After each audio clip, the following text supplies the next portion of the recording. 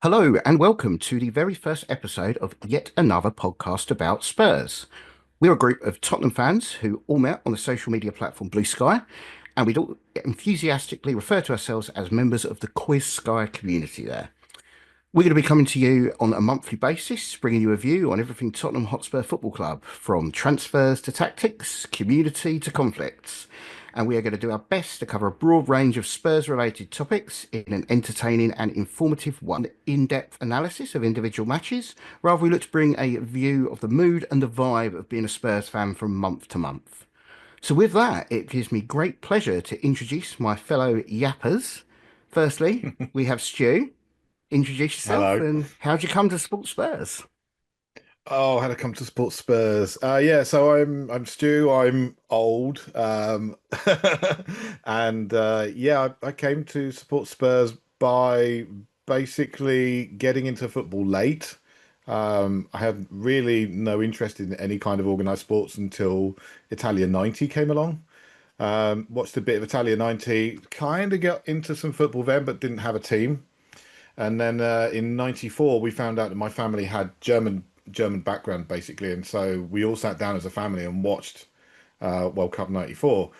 And Germany did rather well, and they had a particularly good striker at that time, a certain Mr. Jurgen Klinsmann, who then delivering on my newspaper round one day. There he was on the yacht in Monaco, and I was like, "Yeah, that'll do. I'll have a look at them." And game one, the first game I could see, I was absolutely hooked, and been that way ever since. So now I'm a bit of a nerd about it. So I try and talk football and Spurs as much as possible. Cool, thank you. Doug, how about you? What's your history with Tottenham Hotspur? Yeah. Well, I'm Doug. I'm from the Philly area here in the States. Yeah, my history with Spurs is I grew up playing soccer all my life. It was my whole identity. And then, but I didn't have a team. It wasn't like easy to watch. And then late high school, early college, my knee just fell apart and I had a bajillion knee surgeries. So I stopped watching any sports. And then for a work project with Under Armour and Tottenham, I got to go and meet a bunch of diehard fans from Australia, watch a game or two. I saw Gareth Bale's like late winner against Sunderland on the last game of the season when we thought maybe we would finish above Arsenal for the first time in a long time. And it was this like, beautiful, glorious goal and tragedy. And I was like, yeah, that's perfect. I'm in. I love it. And then yeah, I just dove in and it's I don't know, what's that, like 13 years now. Um so yeah, here I am because we live in the States and there's just not that many Tottenham fans around. So we find community on the internet and on podcasts. Hey everyone, I'm Peter. I'm here in Brooklyn, New York. And how did I get into Spurs? It's a really good question. Growing up in Oregon, I was really familiar with the game, but really couldn't watch Premier League at all. So sort of put off claiming a team for as long as possible. And I think, around the time Son signed with Spurs in what, 2014, 2015, 16, I started paying a little bit more attention. And then um, yeah, I think a few years after that, I think the during the Champions League run, and then the subsequent Amazon doc is kind of when decided I needed to sort of plant a flag in the ground. Um, and I've been a obnoxiously diehard Spurs fan ever since. I'm I, also a season ticket holder, which I think is the dumbest thing I've ever done in my entire life, but it makes total sense that someone who lives in New York would be a season ticket holder. And now I'm Massive here. respect for that. Massive respect. I love that you saw the chaos of the Amazon doc and you were like, yeah, I'm in. Let's Yeah, go. that's for me. It was that plus COVID and just I haven't had an interest in major sports in quite a long time. I mean, growing up, I was a Trailblazers fan, which is the NBA, Seattle Mariners, baseball, and then I just stopped watching sports altogether for at least a decade or so. And then, but yeah, no, I've always been a big soccer fan. Um, and I never picked a team because I felt like it was a little bit weird. I'm not from the area. I don't have like a connection. I didn't study abroad anywhere that had a team. And so I've always kind of kept it a little bit at arm's length, but now I've been radicalized and I have to live with that decision for the rest of my life.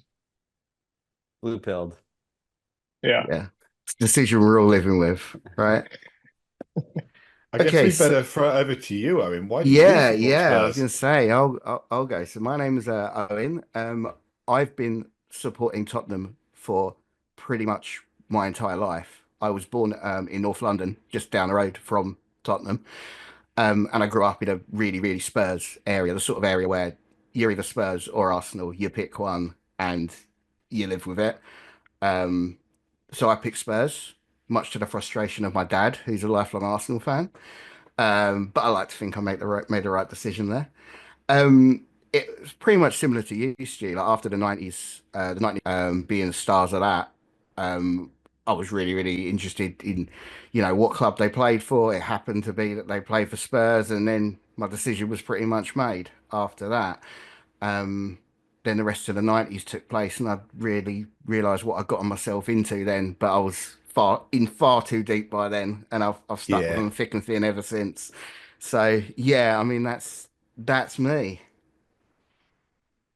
I think as we are currently in the pre-season period, we're going to take a little look at our pre-season games that we've had so far.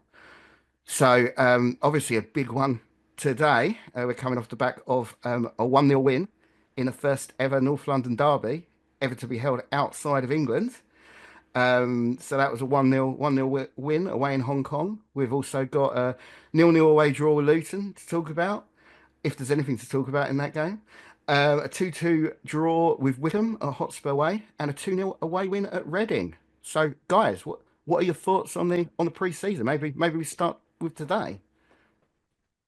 Stu, what do you think about today? Did you see the game? Right. So this was a difficult one for me because I actually started the day over in Western France and finished the day in Central France. So like this morning, I was up and out of the door as early as possible, driving my car, and I was like, I'm gonna miss the first half. So I missed the entirety of the first half, and then put myself in social media blackout and watched it as though it was from the beginning. So luckily Spurs play allowed me to do that. I watched the game. I thought there were good things. I think we're still a long way off being ready for the start of the season. I enjoyed it, obviously, because we beat Arsenal and we picked up another trophy. All we do is win trophies now, apparently. Um, but I can imagine what's going on in the Twitter sphere and on the red side of Blue Sky. It's going on about how Zubamendi wasn't playing in Gyökeres and they didn't start the game. And frankly, we could point to James Maddison wasn't there, Dominic Solanke wasn't there. So shut up and go back to your little corner. That yeah, I enjoyed it, but not the best of games, I thought.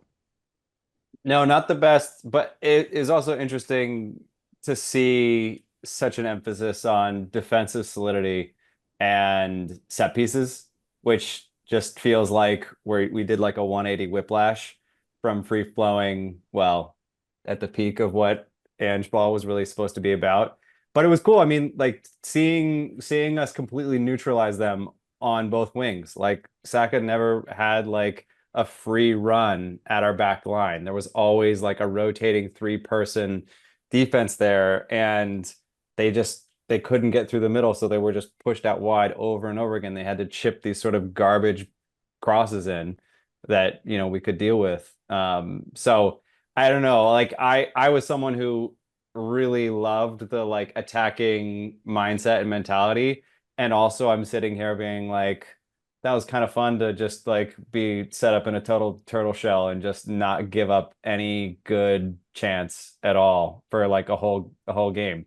That was kind of nice to me. I mean, I'll be honest, I was pretty worried going into this. I know this was preseason, but after having watched, I guess I think I watched probably Reading. I didn't really see much of Wickham, or I didn't see Luton at all. Wasn't Um, much to see. Yeah, it right, really wasn't. that's sort of the takeaway I've gotten off of Blue Sky. But I think to Doug's point, it was just nice. Like we seemed pretty solid. I know we weren't really attacking just yet, but. I was pleasantly surprised. I'll sort of leave it at that. Also, I'm glad that Pedro Porro finally shoved Mikel Arteta out of the way because someone had to do it. I'm hoping next That was time he gets a shoulder bump. he almost scored at Olympico in the first half. Yeah, hit the post. I think it was really cool to see us still be able to go into that defensive wall and just put up with their pressure in the second half. I thought in the first half we looked really strong attacking with Odegaard and Kudus looked outstanding going forward.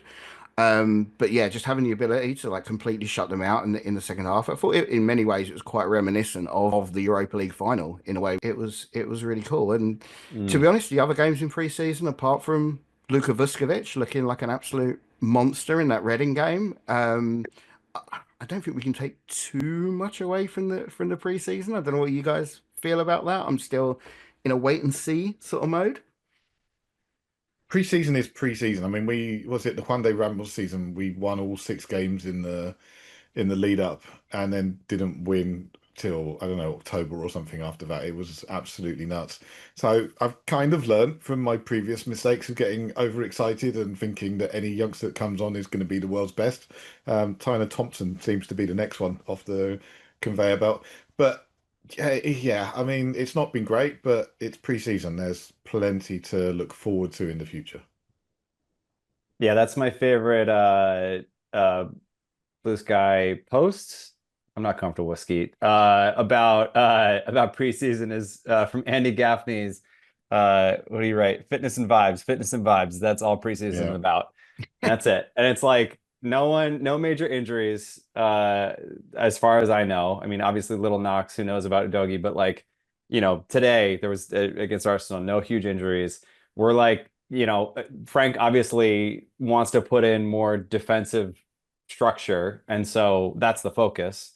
So we know that Frank can play a more attacking style later on, but like, all right, let's ground ourselves in some solid fundamentals. But then like, I don't know, like I'm looking for like green shoots. Like, what are the things to be excited about? It's like obviously Vuskovic is, Jesus Christ incarnate. And then, beyond that, like there's just there's just this there's always a pass. Like there's always a pass on. Like just the shapes that we're getting into. I don't have any like tactical, I'm just like there's smarter tactical things about it, but it just feels like someone's always available. And it felt like towards the end of last season, it was more like, all right, someone go be a hero and like dribble 3 people in our own half, and then we'll score a goal maybe. But this was just like, nope, he moves it here, that's there. And so to me, that's like, all right, we can go build on that. And that's like, if our problem to solve is like go be more attacking, then that's a fine thing for us to have to figure out later on. Yeah, I feel like the only sort of real takeaway I have from these few preseason games so far is we clearly need some more reinforcements at fullback. I think having Pedro play just every single minute is not going to do us any good, even though I thought he was fine all of last season, right? He played practically every minute. He didn't seem to drop off in any way. Also, we need an attacking midfielder, which I think we all know, right? But I think at the very least, at least from today's game, our midfield wasn't getting run over and getting run through and getting ripped apart, which was nice to see. Yeah, I think those are probably the big takeaways for me, at least. I mean, it is preseason, and I don't really not going to invest too much time into it, right? But I think the biggest concern for me is like, are we going to be able to put out a starting 11 on August 13th that can actually compete with PSG and not get completely run over? Because that is my biggest concern. They play so fast and so quick, and I just don't know if we have the right bodies in place. But look, it's preseason. It's fine. Whatever. I'm not gonna think about it too much. But I will. I will think about it way too much. I fully expect us to get steamrolled, but I also expected that today, so I don't know what reality is. Yeah, the PSG game's going to be interesting because they only return to training about 9 days before the match. So they're going to have almost no time. They'll do their fitness tests, and that will be about it. Everybody do some running. There'll be no real training of anything. No training with the ball probably. And then, let's go and play against the Europa Cup, Europa League winners. It's going to be an open game. I think it'll be interesting to see. Right here, Thomas Frank shouting, "Go defensive" from the sidelines again. We'll see. I think it's a sort of game that could really go either way given the circumstance for either team. I think a lot of our success could potentially depend on how many reinforcements we manage to bring in between now and then. We're a bit lacking in the transfer window at the moment, in my opinion. So looking at the players we've brought in, we've brought Kudus in, we've made Tel and Danso permanent transfers after their loan deals, and we've got Vuskovic obviously is a new player coming in alongside Kota Takai. It doesn't feel like a great window so far to me, and obviously we had the Morgan Gibbs White saga just gone. So how are we feeling about the transfer window? What do we think? Who do we need? I mean, I'll start by, I'm an optimist, and I think that there's been a reaction to some of the people I've talked to or seen online that, like, we've only signed Kudus. Suddenly we're not ambitious. And, it is hard to see Liverpool, Arsenal, Chelsea, City, everyone just spending tons and tons of money, signing all these players, getting their top targets, getting the deals over the line, while we're like, hey, we finished in 17th place. We signed one player so far. But at the same time, like, I see Spurs offering, trying to get Morgan Gibbs White as a sign of intent. And that is encouraging. And that money clearly is like, they're happy to spend it. So they're going to go find someone else to go spend it on. I am not a smart talent scouting person. I don't know the exact right profiles. I'm sure there's tons of pros and cons and lots of detail on who's available and things like that. But I don't know. I'm just encouraged that the club is actually trying to make those moves, trying to make them early, trying to get the types of profiles that we've needed for a while. We needed Kudus last year. Like, Gibbs White would have been fantastic. Someone else is a little bit creative. Nathan Clark has a great breakdown of, like, number sixes with like passing range, because that's going to be a bit of what we do in the system. There's going to be playing through, and there's going to be breaking down deep defenses.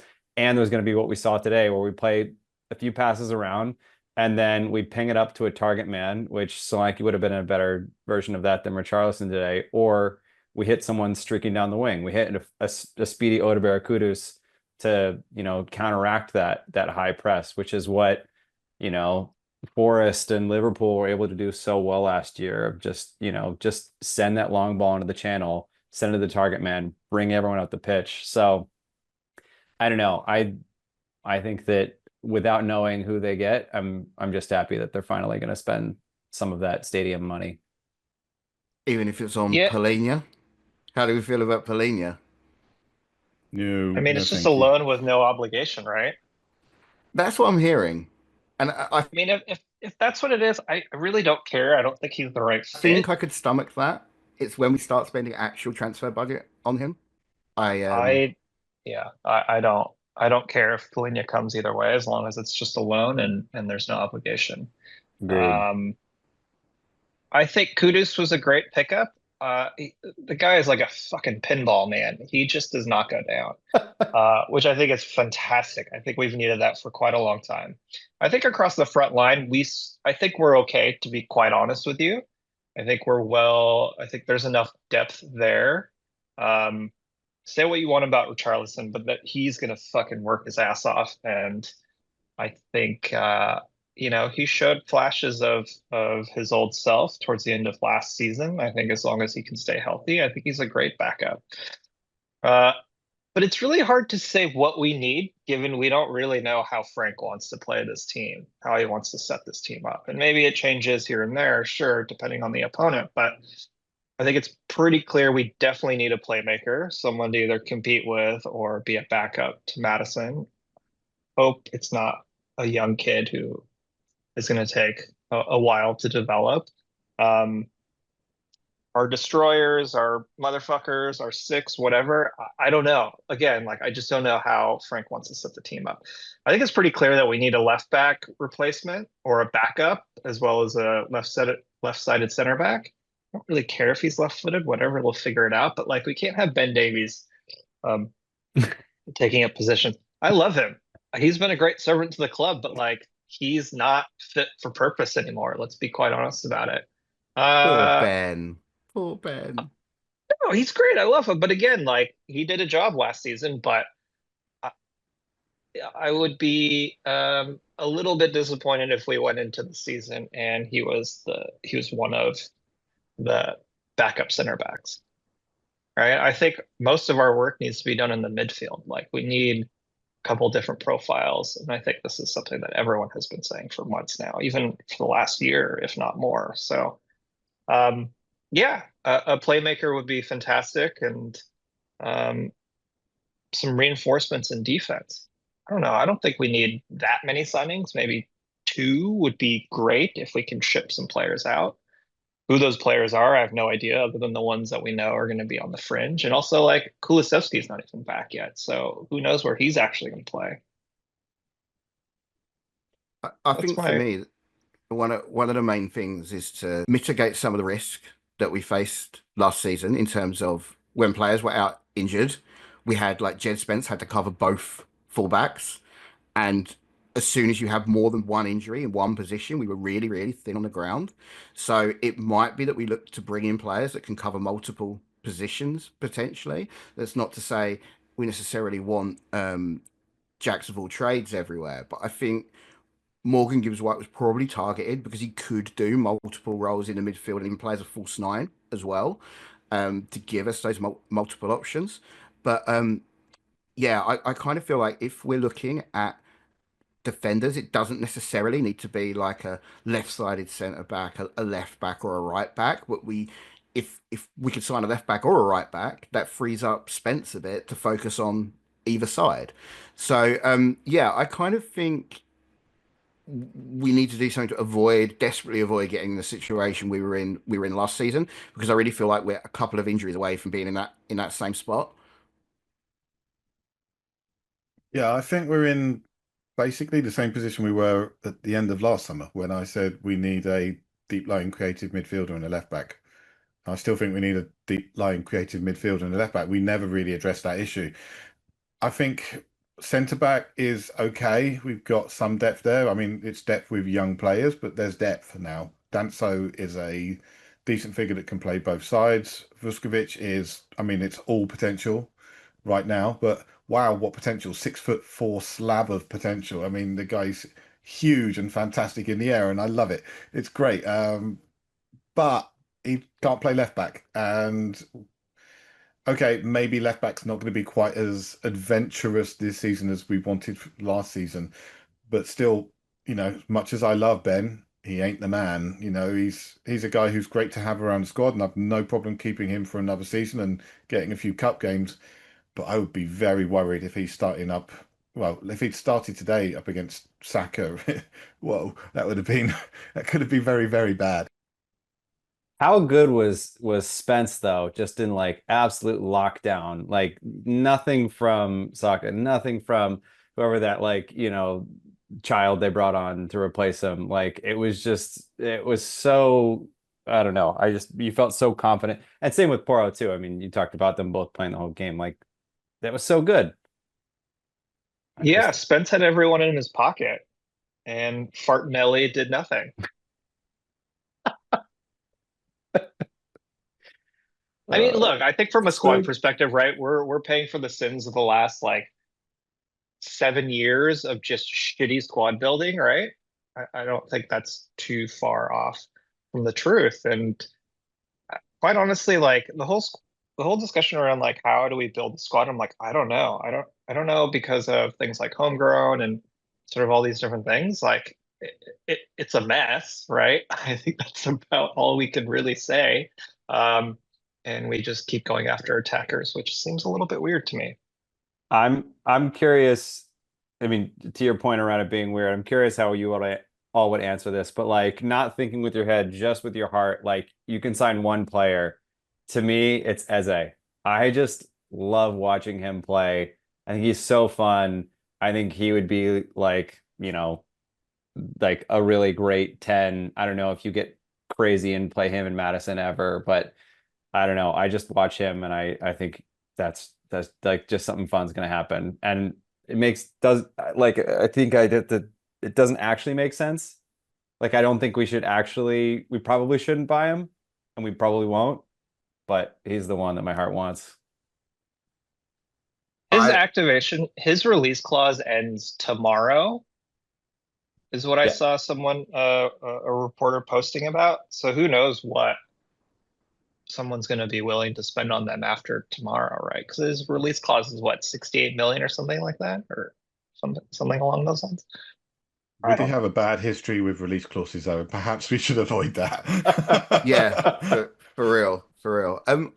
Do you know what the funny thing is, Doug? If you would have asked me that question a few weeks ago, I probably would have said Morgan Gibbs White because I really think Wow. he's an excellent footballer, and I think he does a lot of things that we really, really need. I think he's such a good passer of the ball. I think he'd link up brilliantly with Brennan.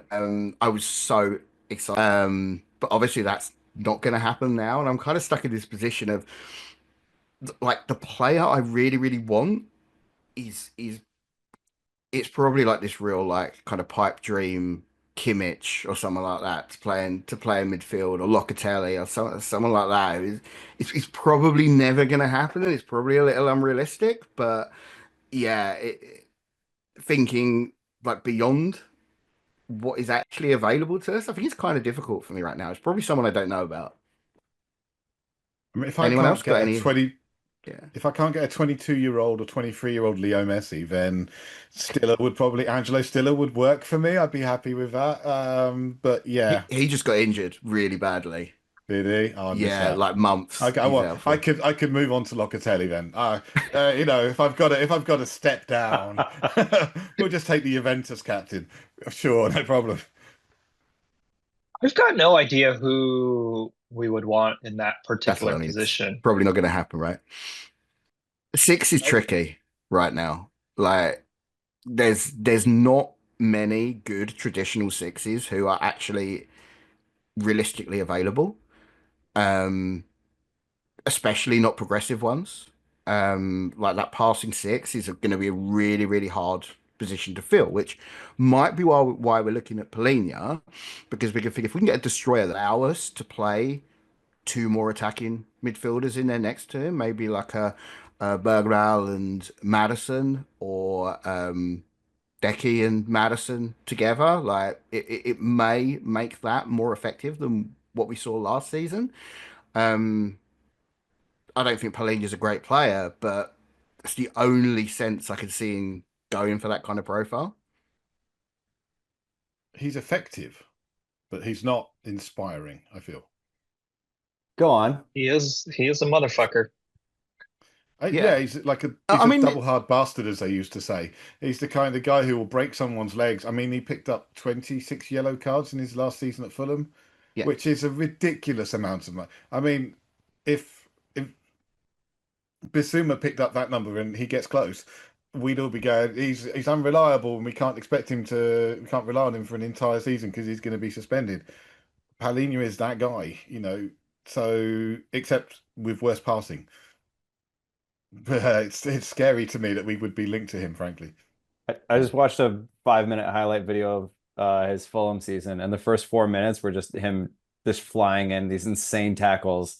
And a lot of them, I Hitting was like, people. that's that, yeah. I was like, that's maybe a yellow card. I don't know. That's probably a foul. That's a foul. And then only in the very end, it was like, oh, he's tall. He's like 6'3". And it looks like he plays like a one-time pass over the back line pretty often, or that's like a thing that he has. I'm not saying he's gonna like ping beautiful, passes out to the corners, but it's like if it's just like hit an over the top ball, let Odebear Kudus run and chase it. Maybe he's got that, but I don't know. Every statistic profile of him is garbage. Besides, he runs around and tackles everything. And Premier League experienced. It seems to be a big thing for this summer. Yeah, I mean, there's got to be a reason why a club like Bayern would have been interested in him, right? They're a huge club. He must have done something right at Fulham that we're not seeing for some reason for him to get that move in the first place. And I know it hasn't worked out well at Bayern. Maybe I'm trying to convince myself on a guy. I'm not entirely sure, but maybe we're thinking about him as like a closer. Like, remember in the first season under Postecoglou when we'd bring Højbjerg on for like the last 10 minutes and it was really effective in that style of football just to have like a bit more of a destroyer come on and just type of thing potentially. Just that closer who can get us over the line. I think there's two things for me. One is, do we really need Palhinha and Romero on the field at the same time? They might actually kill someone. I think to your earlier point about Palhinha at Bayern, I mean, if you guys remember, they tried to get him the season before and it just didn't happen. So I think, Owen, to your point, there is clearly something about him that they wanted. But every armchair sort of tactico or whatever has basically said, why are we getting him? What is the point? But I think you do bring up a good point. If he's coming on the last 10, 15 minutes to shore things up, sure, great. Destroy everyone. I don't care. Yeah. Yeah. And if it's that, or maybe that's balancing out like an Archie Gray type of profile where you're like, I just need someone with experience with a calm head that knows what to do in a pressure situation. Not that Gray isn't wonderful, but like, I don't know, maybe that's like a age profile, a leadership profile that I don't know, that Frank likes, but I don't know. We're all just a little bit grasping at rumors on the internet. Yeah, I mean, maybe he's coming along to teach Archie Gray the ways of the motherfucker. Sure, that'd be great. I don't know. It's just like we have so many unknowns about like where is Kulusevski going to play? Where is Gray going to play? Are we going to have both Basuma and Bentancur going into the season, or is one of them going to get sold? Are they both going to get sold? I have no idea. I wish I knew. I don't know where they're going if they're getting sold because there's been like zero links with any of our players going out. I would not be surprised if we shift very few of them, and if they go real late in the window. Yeah, Marseille have been linked to Basuma. They like a Spurs midfielder. They'll probably get him on loan with an option to buy. He's got 1 year left, so we'll probably get some money out of him somehow, just like we did with Højbjerg. Who knows how that works? I feel like the fan mindset is like kind of the way Chelsea run, where it's just like buy every player. Like, because it's just like, yeah, not my money. Yeah, go buy another player. What do you do with all these players? I don't know. Figure it out later. Go buy, like, spend the whole bag on words. Spend, whatever. Just like, go spend money. That makes me excited. I don't have to be the smart planner person that figures out how the homegrown rules work for UEFA versus the FA. I just say, I like watching as they play. Please add them to our team now. What I really What's want to gonna know is why we went after Ashley Phillips and not Adam Ward. Because Ashley Phillips cost us what, 5 million, and Adam Wharton was 25 million. So yeah, it's an economics thing. Oh God. Ashley Phillips, I think, was kind of like a bit of a speculative signing to sort of say, okay, we can get this guy for a relatively small fee. If he turns out to be good, then we've got a first team defender. If not, we can likely sell him for a profit. And really, that's what that's what a lot of smart teams do nowadays. I mean, Chelsea, as you mentioned, Doug, sign all these players, but they flip just as many for profit a lot of the time.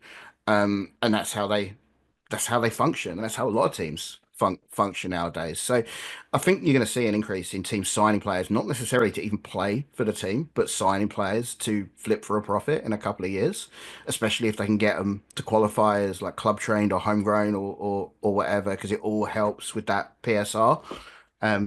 Yeah, not that we really need to worry about that, but that's what I think the thing with Phillips was. Owen, I'm not interested in your rational response to that. How am I the rational guy? I'm never the I rational want to guy. know why we didn't sign Adam Wharton. Listen, if you want to go down this rabbit hole of the players we didn't sign, it's a long, it's That's a a long long, Oh, list. yes. I have it's no a sad, interest in going down that either. it's a sad place. So, so moving on from I want to just see if we can spend a few minutes talking about Blue Sky, about Koi Sky, particularly, and the vibe that has been there over the last few weeks, really. Um, it's been, I think, I mean, my views over the last few days, it's been a pretty dour place since the Morgan Gibbs White news went down, but I think things have picked up a little bit today with that win in the North London derby. Um, how have you guys been feeling about it at the moment? What's your general view on the zeitgeist over there?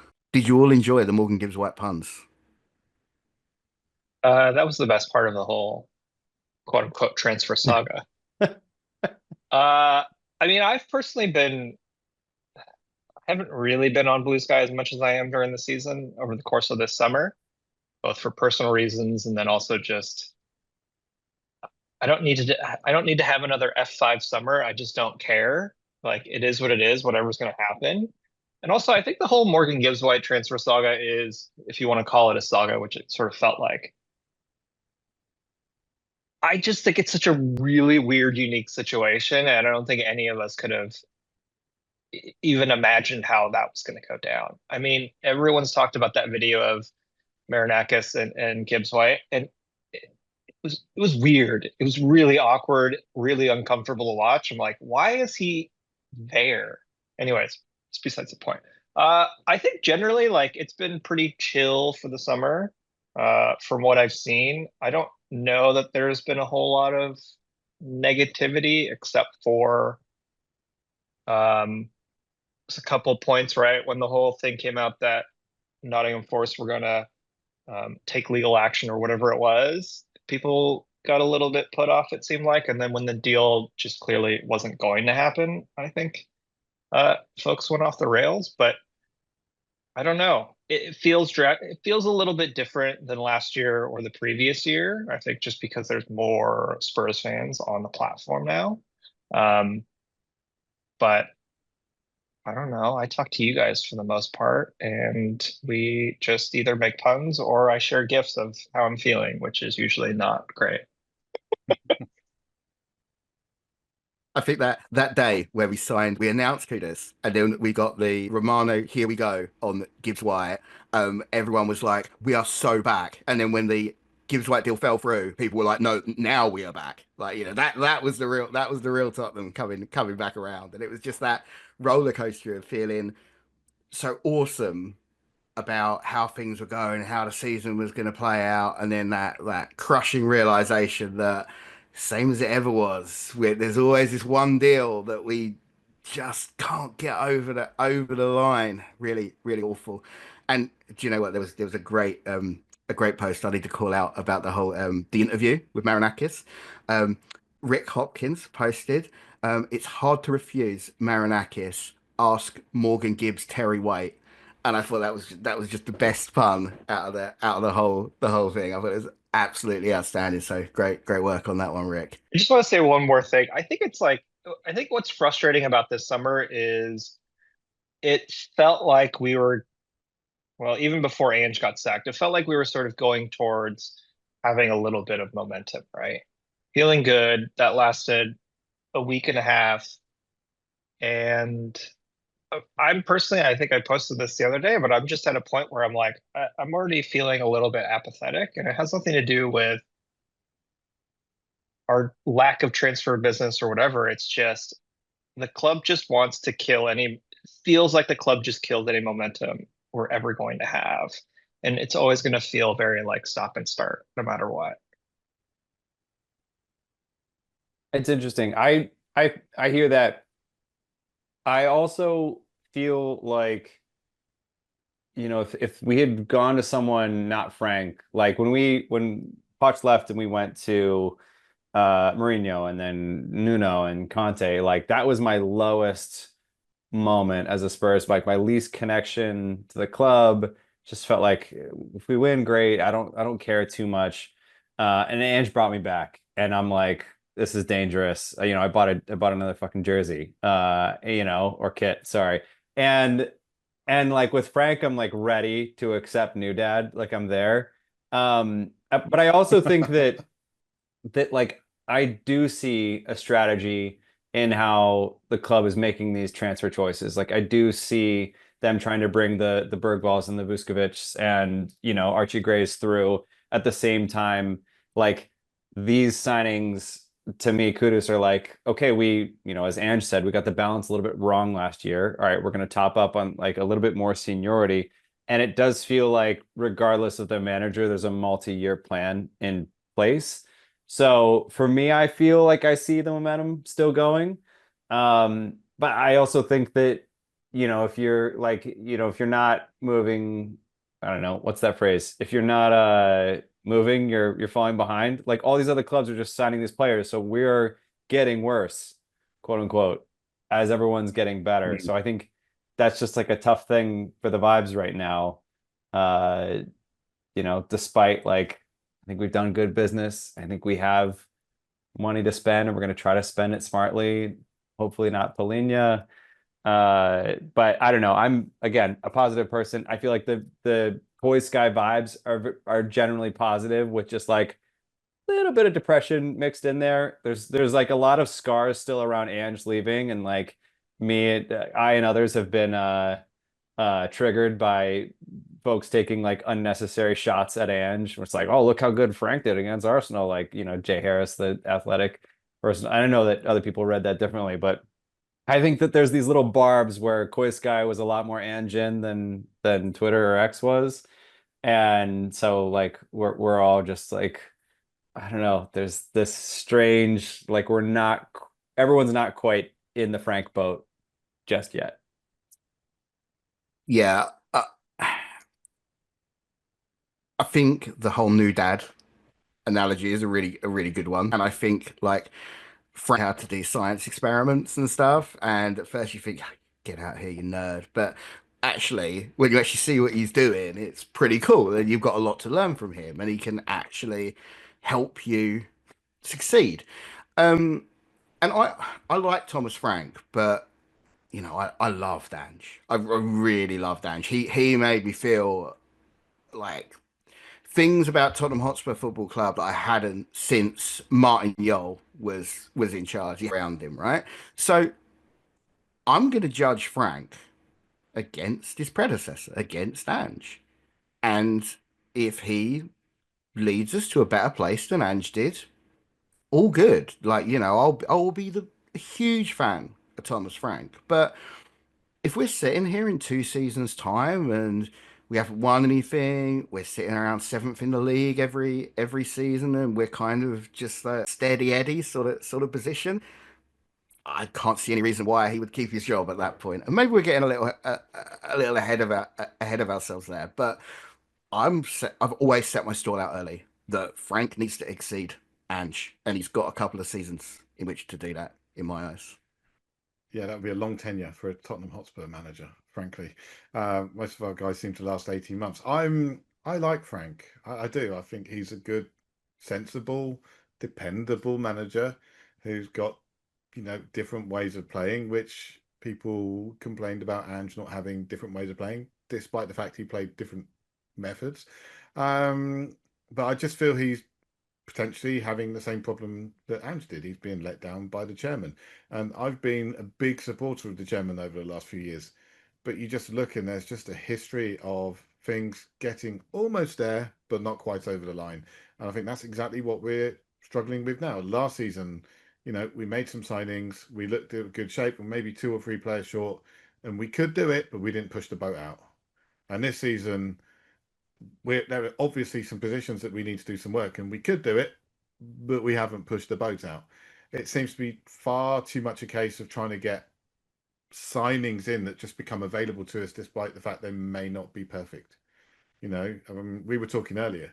Morgan Gibbs White is not the perfect player that we need.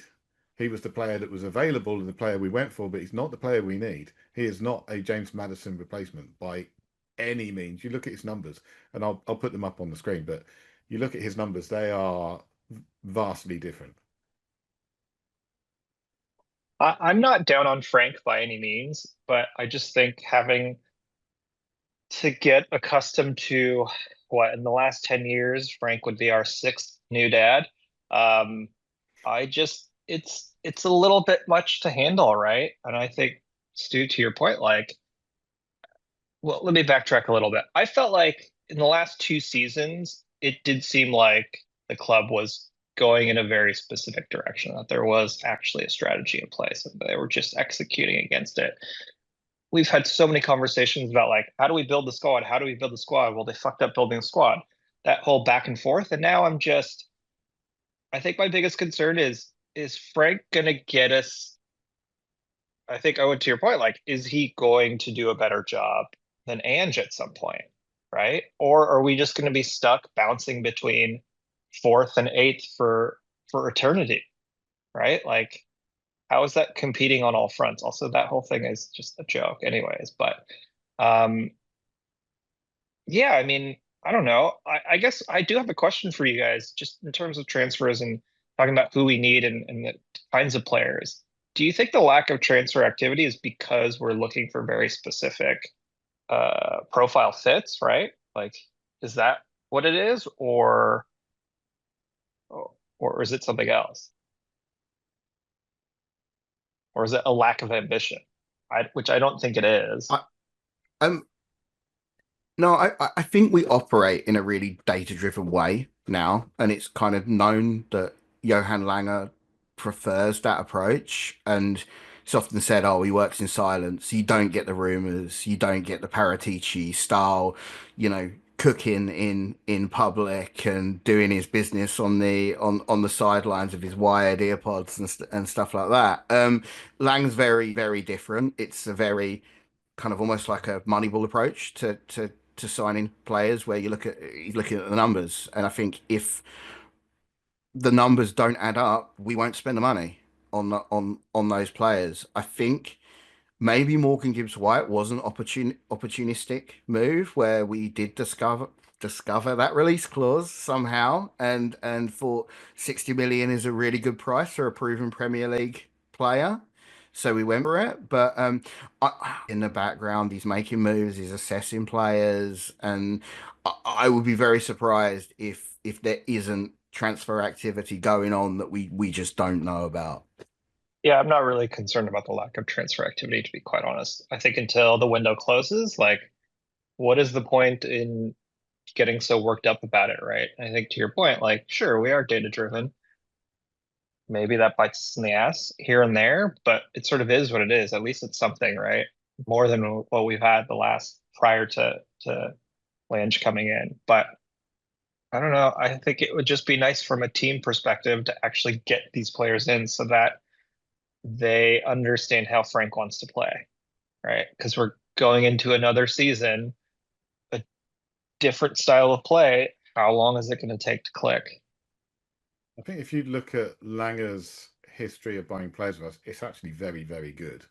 The only player you can look and say during his time at the club is an unmitigated, effectively disaster is Radu Dragusin. But I mean, he's got Paratici's fingerprints all over him. Italian, well, played in Italy, defender, had previously been signed by Juventus. I mean, that's Paratici's bread and butter. So I suspect it might have been a recommendation from him that we ended up signing. because again, it was opportunistic at the time. But it hasn't worked out. Maybe he'll work better in a Frank team, playing a little bit deeper, not so much space behind him. That wouldn't surprise me. But the rest have been great. I mean, who's got complaints about Gray, Berival, Solanke? Even Odebear's shown some real promise at times. And then the youngsters that are, coming through in the future, you know, Vuskovic, and we've got Mason Melia, who's going to be coming in January. He's They meant all to be look like really good brilliant. players as well. Yeah. I've heard nothing but good things about that Mason Melia. He's meant to be Isn't he a child? an astonishingly good young player. That's all we sign nowadays. Aren't they all? He's I think is he 17 or 18? 17. Yeah, 17. Yeah. But he's meant to be really good. Without this being like like an Ange retrospective or something, I do think that the thing that was so exciting to me was he had, even if the club didn't, he had a vision and ambition.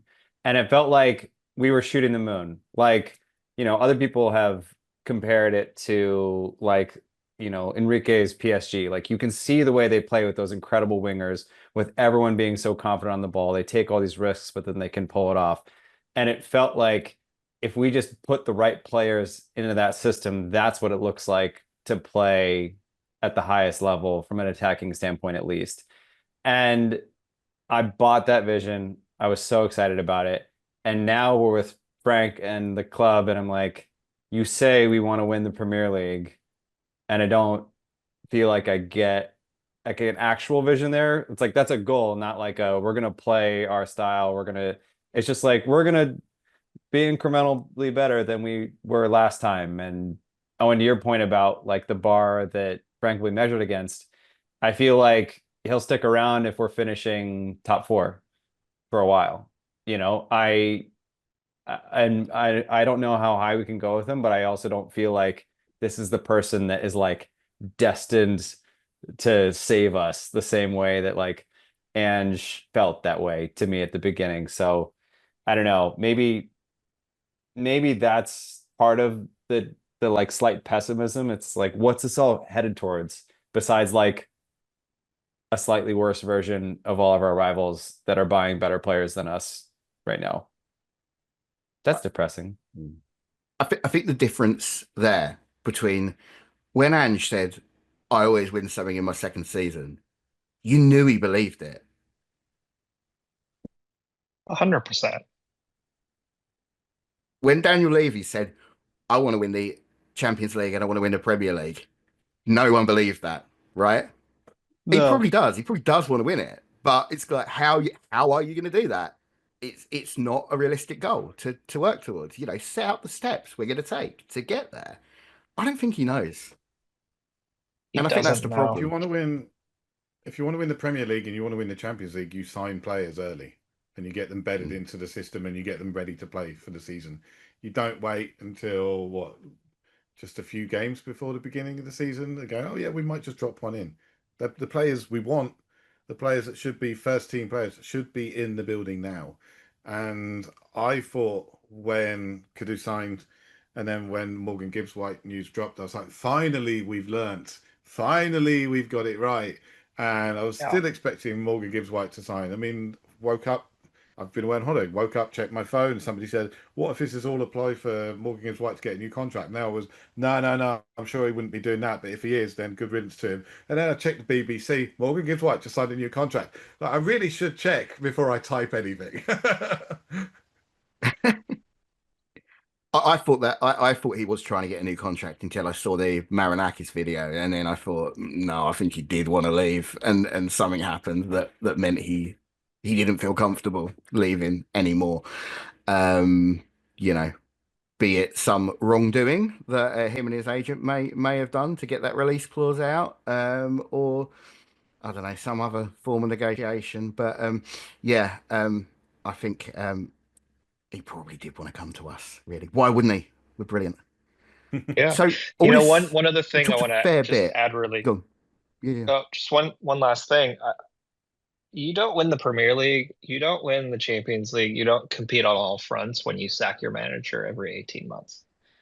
The way he's done, with the way this board has done for the last 20 years or whatever it is, right? Like it's insane that Arteta has been at Arsenal, what, 5 or 6 years now?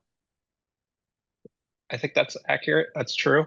Eddie Howe has Yeah. been at Newcastle for how long now? I mean, just some consistency, and we can have that debate about where do you get consistency? Is it from the manager or is it from the players? I don't know, but that's a conversation for another time. But Well, it yeah, was Klopp and Guardiola as well. Like, yeah, it's sure, the successful clubs stick with a manager. They stick with a plan. But you yeah. got to have a plan in the first place, and I think that's what we're probably lacking. Right. I think if you go back to Doug's new dad comment, if if a mother goes through 6 new dads in 10 years, you look at it and you go, yeah, I think the problem's with the mum, not with the kids, Yeah. Yeah. Tough household. That's the takeaway from this pod. Daniel Levy, bad mum. I think we might have found a podcast title. May have done. Yeah. Well, just when we think of the episode, I've got a hot take I'd like to bring to you all and see what you think about this. Um, Here we I go. think one of the core problems, our poor squad building over the last few seasons is the fact that we actually hung on to Harry Kane way longer than we should have done. We didn't get any real benefit from keeping him for those 2 seasons playing under Conte. We did much earlier, recoup that fee, potentially a larger fee earlier, and started this horrible, painful rebuild that we're on now a couple of years earlier. In that period, we used him as a bit of a crutch to bail us out of bad situations, which papered over the cracks in our squad. What do you guys think about that? I don't really think that's much of a hot take, to be quite honest. I think that's just sort of matter of fact, no?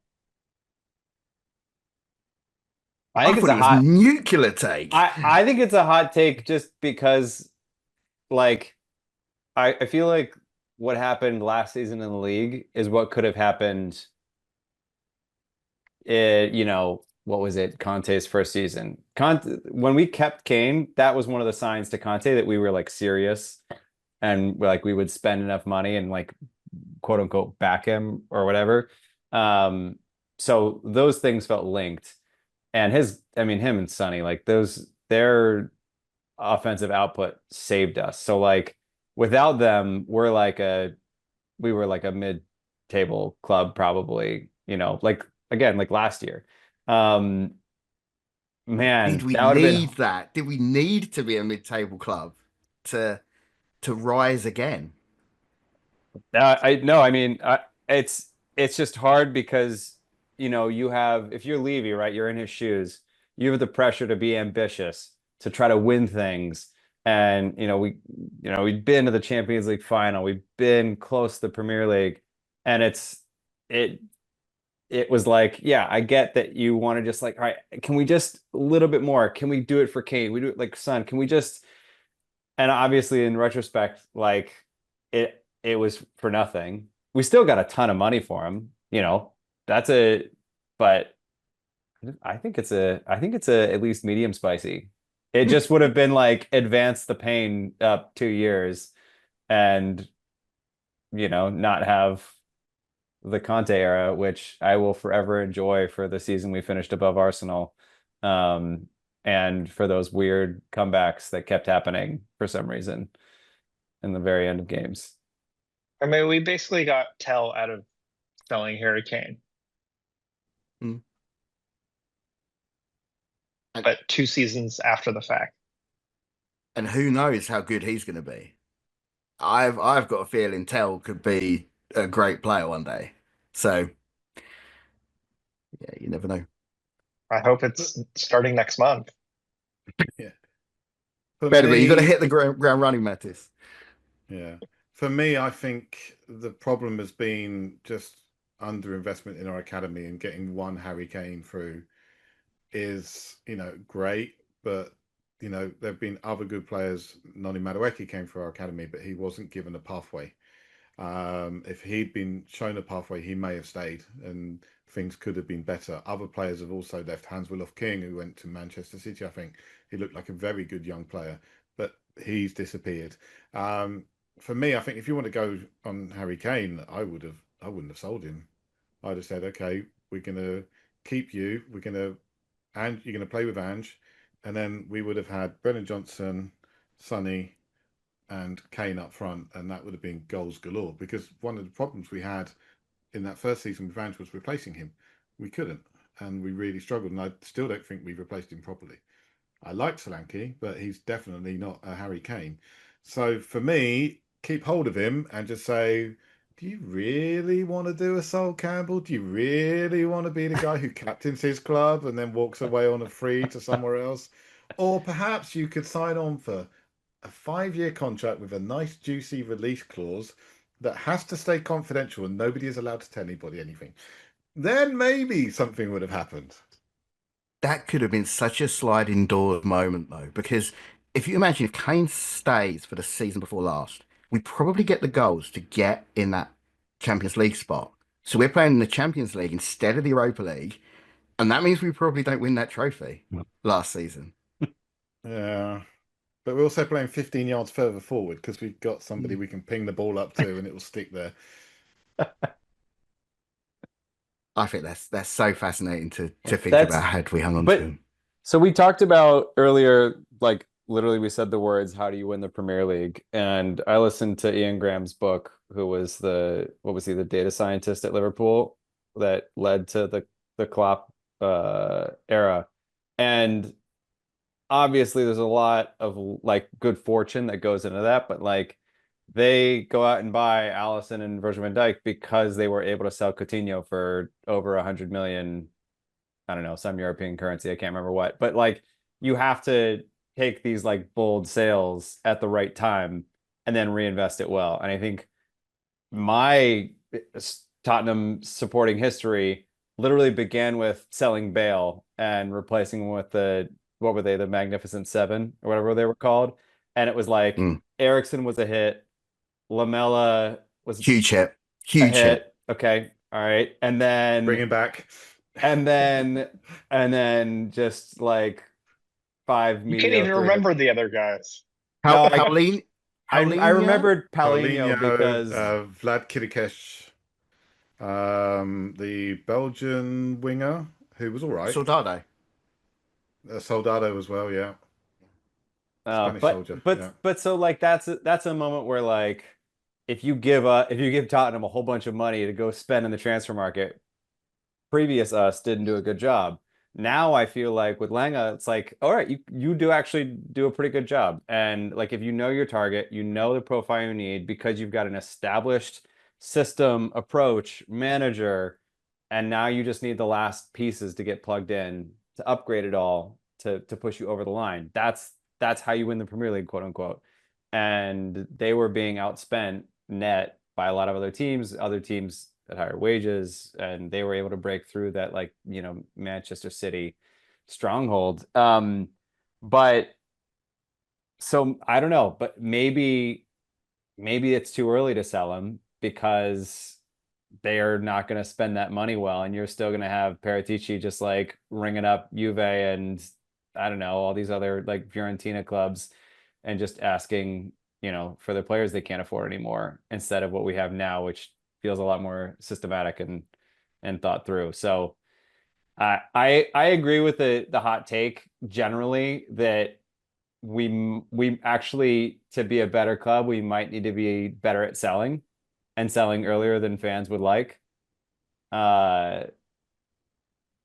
But yeah, then we're getting into like Back to the Future territory. We're like, all right, well, if Harry Kane kisses his mom, then we don't know who's like, we're not going to win this trophy. So I don't know. Anyway, who could we sell right now for big money? And what is big money? What's the cutoff? Romero and Van der Ven, I'm thinking are probably the two. Our entire back four, we could probably get good money for. plus Spence. Yeah, with the English tax on top of that, maybe we get a good price for Spence. Yeah. Madison's a bit Sell older, them all. probably not. Yeah. Sell Sell them all. Sell the entire defense. We don't need them. We'll just them rebuild all. again. Kulusevski, I think is the yeah. Kulusevski's the one. I've actually heard people suggest we should sell Kulusevski because he's kind of behind Madison in that role, and we'd get a lot of money for him that we could reinvest. Personally, I wouldn't go for that, but I can kind of see the logic behind that if you're taking that kind of Liverpool-esque view of we're going to sell like Luis Diaz to reinvest. Maybe it is It Becky. sucks because Maybe he's the one you move on. I love all of my children, all of these players. I just like there aren't very many in the squad that I'm like, get them out. Like my most like ruthless take would be like Richarlison. If someone comes in with like any decent fee above like, you know, for around like 40, 50 million, I'm like, have fun in Saudi Arabia. I know that's mean, but like I don't trust him to stay healthy a whole season. He'd be my first one on the list. He's gonna score 20 goals in the league this season. I'll take that. I'll take if our reserve striker is scoring 20 goals in the league. All right, we may win the league. I tell you. I don't know. Honestly, I don't know who we'd bring in that would be better than Richarlison and happy to be a reserve striker. That's my issue with it. I think by all means we could sell him. His injury record is problematic, but I don't know who you get to replace him. I think the fact that he's seemingly so happy to play that kind of second fiddle role on both left wing and centre forward makes him more valuable than whatever fee we potentially get for him at this stage in his career. So I'd keep Richarlison myself. I know you're right. Go Steve. It does sound like Real Madrid would be prepared to let Endrick go out on loan for a season. That would be nuts. These links to Yeah, that'd be. Rodrigo No, no, are thank you. No. so like, what? Where did this come from? And then this morning, Randall Colomuani, I'm like, what's happening here? Who is talking? Because Oh, the Kolo Muani one is his agent. This happens every transfer window where his name is linked with us, and it's his agent just does it to get the ball rolling. And I'm sure Rodrigo yeah, was the same. These are just the they're so dumb. Also, like, he got pushed out of sort of thing you hear PSG. every Why time. would we want Kolo him? Muani is the new Leandro Demel. Oh, good call. Definitely. Right. Chaps, I think we are more or less on time. So thank you ever so much for that discussion. We hope you all enjoyed the first episode of yet another podcast about Spurs. Dear listeners, we will be back next month once we have a certain and a crowned Super Cup champions. I have been Owen, and you can find me on Blue Sky at Own Brand. Stu, where can the people find you? Oh, well, I'm obviously on Blue Sky as well. I mean, we're all on Blue Sky. So yeah, just look up for Cad's Host and you'll find me there. Pete, how about you? You can find me at thepeterha.com on Blue Sky. And you can find me at Doug Keith or DGKTH at bsky.social. Thank you, everyone. That's my absolute pleasure. Goodbye, and come on, you Spurs. Yaps, yaps, yaps, yaps, yaps. Yups, Yep. yups. It's like those Muppets. Yep, yep, yep, yep, yep, yep, yep, yep, yep, yep, yep.